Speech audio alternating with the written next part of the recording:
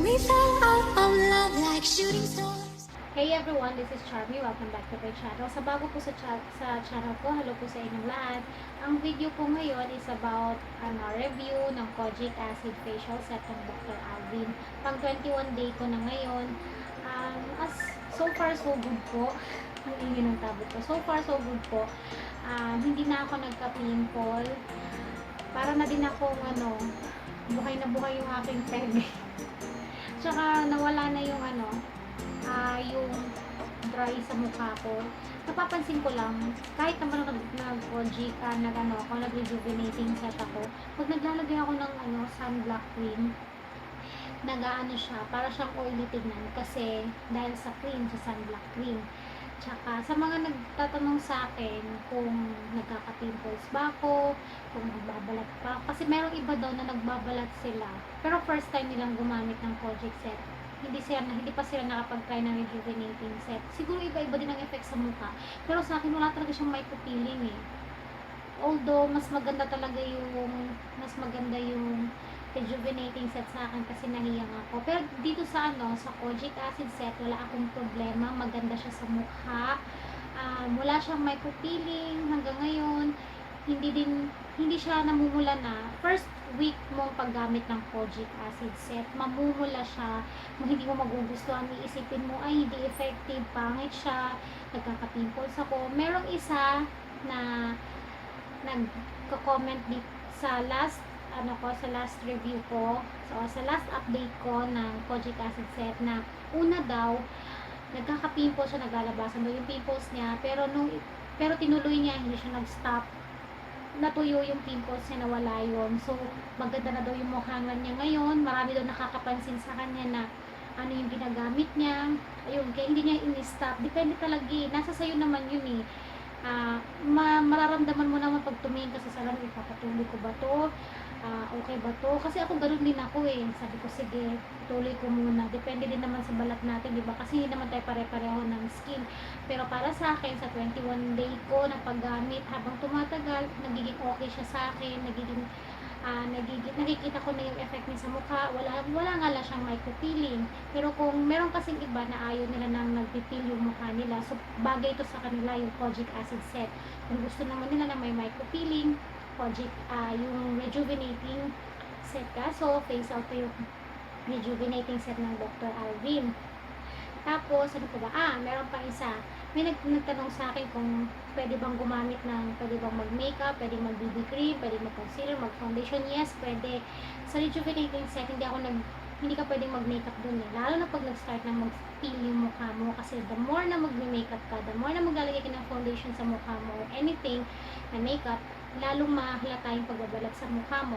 Dito sa Kojic Acid set, dahil hindi naman siya nagbabalat, wala siyang micro-peeling, pwede kang maglagay. Ako, nung kahapon, na concealer ako, na powder foundation ako, tapos nag-primer pa nga ako eh. Ang ganda niya sa mukha, para sa akin maganda niya sa mukha kasi parang dewy effect yung mukha ko. Yun. Tsaka wala naman siyang pagbabalat na nagagalap sa mukha ko, so wala. Okay lang na pwedeng mag-makeup, pwedeng mag-BB cream, pwedeng mag-foundation, powder foundation, anything na gusto niyo ilagay sa mukha niyo pwede kasi hindi naman siya nagbabalat.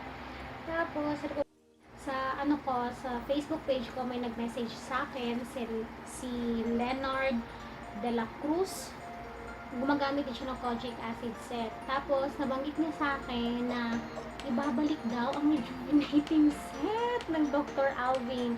Pero hindi pa ako sure. Sabi niya soon daw ibabalik to. Siguro dahil maraming nag-request o maraming siguro nalaman ng Dr. Alvin, ng laboratory nila, na maraming nahiyang sa rejuvenating set na effective sa kanila. Kaya siguro ibabalik nila. Sana ipag-pray natin guys na ibalik yung rejuvenating set, lalo na sa mga user ng rejuvenating set ng Dr. Alvin na nahiyang doon sa set na yon. I-pray natin na ibalik siya kasi effective nga naman siya sa iba, diba? Pwede din yung mga first timer na gagamit na hindi pa talaga nakakagamit ng Dr. Alvin na product.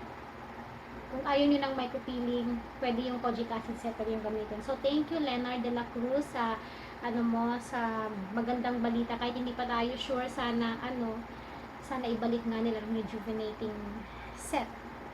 So, ayun. Yun lang ang mai-share ko sa inyo. Wala talaga siyang micropeeling. Maganda na yung mukha ko. Kung sino yung nakapanood ng vlog ko kahapon, nung sa trick or treat, makikita niyo yung mukha ko dun na wala talagang pinukus ko talaga yung mukha ko dun sa camera para kitang-kita.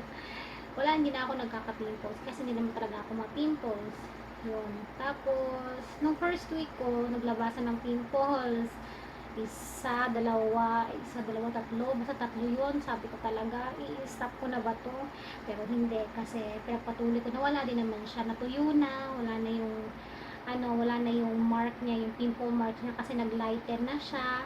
Tapos, alam niyo naman ang kojic acid set, diba, na lightens pimple marks, rejuvenate skin, whitening na din siya sa mukha. Yes, nakakaputi siya sa mukha, nakakakinis. Yun, bagay to sa mga Kung gusto niyo naman ng pagbabalat, merong micropeeling rejuvenating set. Yun.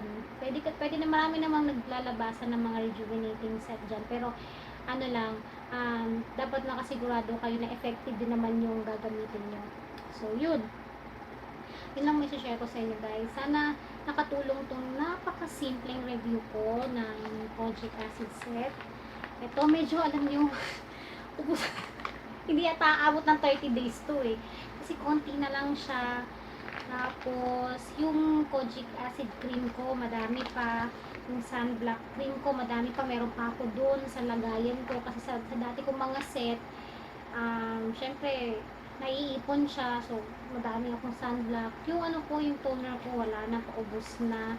Ayun. So, yun lang ang ko sa 20th day ko ng paggamit ng kojic acid set. So, yun.